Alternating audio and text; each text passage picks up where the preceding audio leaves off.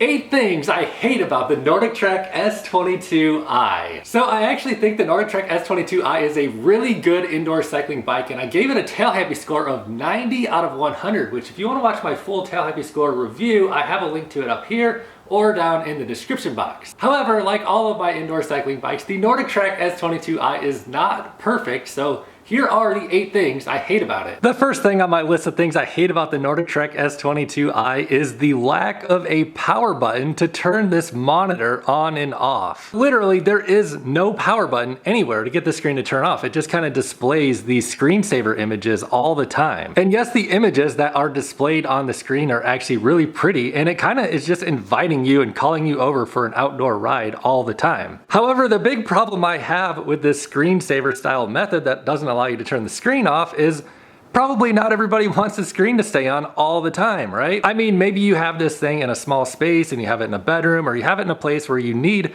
the lighting to be dark. There is absolutely no power button here on the back anywhere, no power button over here, and down here where you plug it in, it does not have a power button down here either, and where you plug it into the wall, there's no power button there either. So what many people end up doing is using a switch kind of like this. However, this will not work because it does not have a 3-prong adapter on here, but the basic idea is getting a switch like this for the wall. However, honestly, you probably just can't use any old switch for this power adapter because the output on this thing is 36 volts and 3.5 amps. So with all of the electronics that are going on inside of the NordicTrack S22i, there's actually a lot of power output on this massive power brick relative to most of the other indoor cycling bikes I've reviewed. The next thing that I hate about the NordicTrack S22i is the pedals that come on the bike stock. So sure, these pedals have the benefit that you don't need any sort of special shoe to ride this bike. You can just hop on and start riding it immediately. However, in my opinion, this is a $2,000 bike, and I would think that most people buying a $2,000 indoor cycling bike would be ready. You know, they're at the point where they're ready to clip in. And this bike does not come with any sort of clip-in pedals. So of course you can replace the pedals, and in fact in the manual it says right there you can put any pedals you want on this bike, because I have a feeling they know a lot of people are going to swap these out. So what they give you out of the box is a cage style pedal on one side, and the other side is just nothing, no clip-in option or anything, and is steel teeth. Now these are the exact same pedals that come on the Proform $385 bike you can get from Costco. So just the fact that this is a $2,000 bike, I would have thought that they'd give you better pedals on the bike. However, to be fair, I guess if you buy a road bike in a bike store, those bikes don't even come with pedals at all. So I mean, a lot of times when you're buying a higher end bike, you don't get any sort of pedals whatsoever. So at least they give you some pedals when you buy this bike. The third thing that I hate about the NordicTrack S22i was actually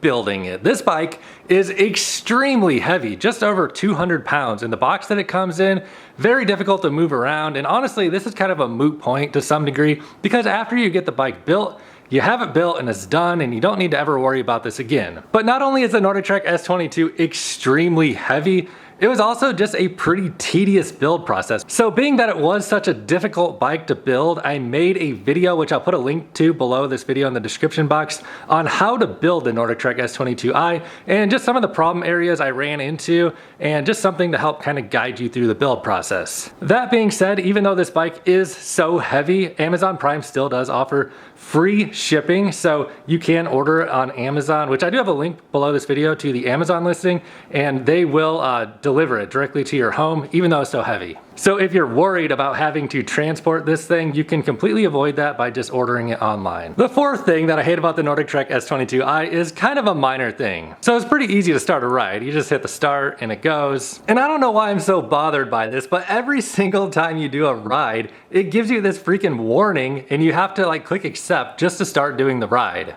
And all you gotta do is click on accept, and it brings you straight into the warm-up screen, and then you can click on end warm-up and it'll bring you straight into your session. Shows you your little route and everything right here before you start riding, and you get your intro. But you know what, I just really find it so annoying for some reason that I click on play, and every single time it says, Are you sure you want to accept all of the risk associated with this ride? Come on now, NordicTrack. And speaking of minor annoyances, over here in the manual ride, I find it a little bit annoying. Right now I have the pedals kind of turning over a little bit, so it thinks I'm riding, but as soon as these pedals stop turning, a little screen comes up on here. Here it comes.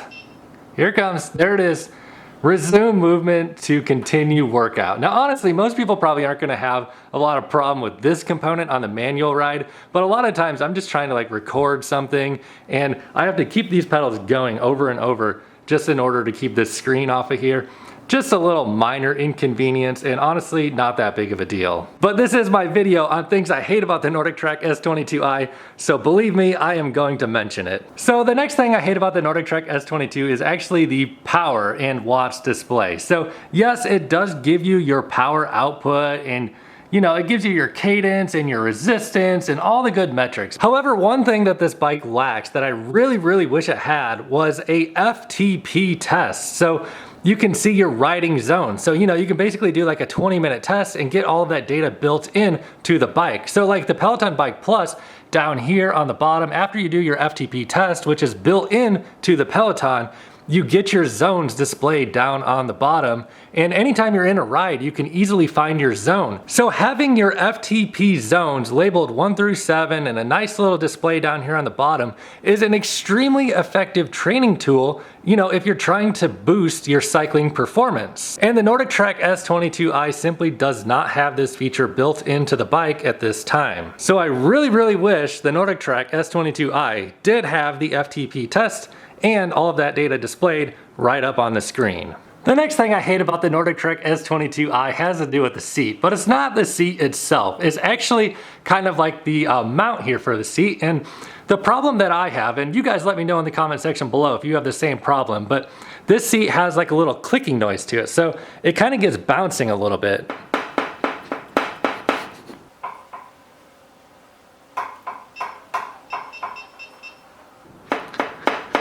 And I don't know if it has to do with like how far I have the seat facing forward or what the deal is, but I just can't seem to tighten this thing up enough to get it to stop making that clicking noise.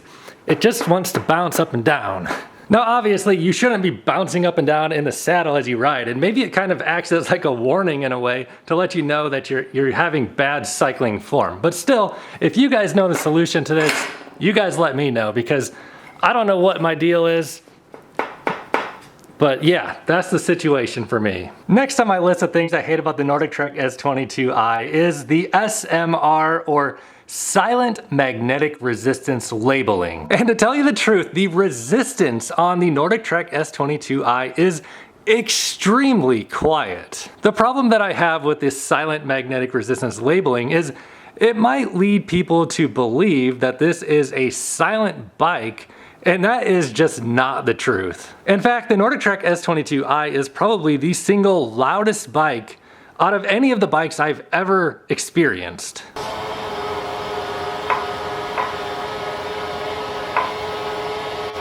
So honestly, for a lot of people, that probably doesn't even matter. But if you need a bike that's gonna be extremely quiet, the NordicTrack S22i is not going to be the bike for you if you intend on using the incline and decline feature of this bike. Other than inclining and declining this bike, it is a extremely quiet bike. But once you begin to start using that incline and decline feature, this thing gets extremely loud quickly. Additionally, as you can see when you use these buttons, it also gives you a beep noise. And even over here on the resistance, if you press these, it gives you a beep. Now, of course, you don't need to use those. You can adjust the resistance right here, and it'll give you just a single beep. However, there really is no workaround for adjusting the incline and decline. It's just a pretty loud machine.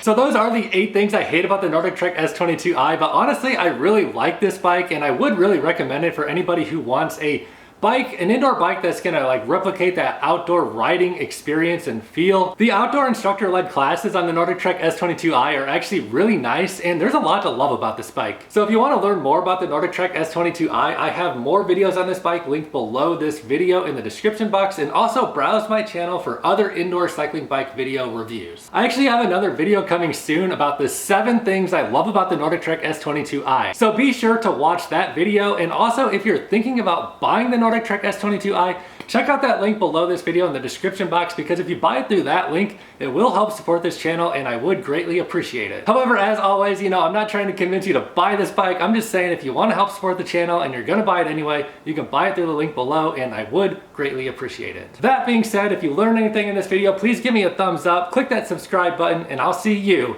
in my next video.